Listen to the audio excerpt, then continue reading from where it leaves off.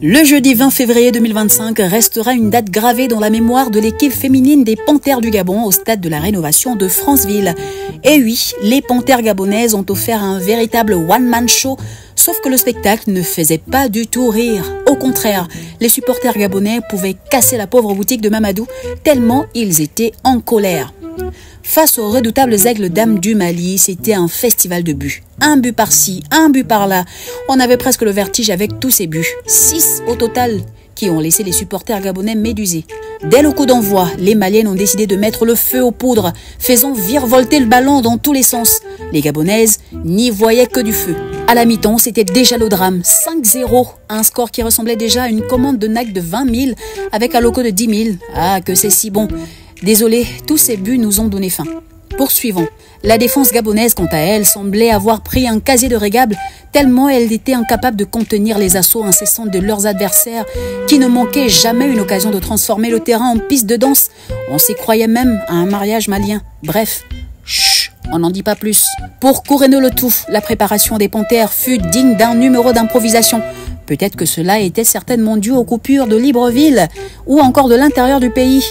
Car oui, pour ceux qui l'ignorent, depuis peu, Libreville et même l'intérieur du pays a été rebaptisé Coupure-Linde, tellement le pays est sujet à des coupures d'électricité, au moins 6 par jour. Mais voilà, on comprend maintenant pourquoi. Les 6 buts encaissés correspondent à 6 coupures de courant par jour au Gabon.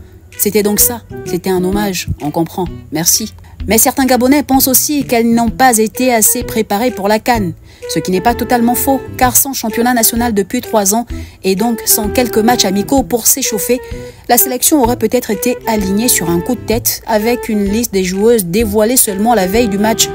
On n'en dit pas plus.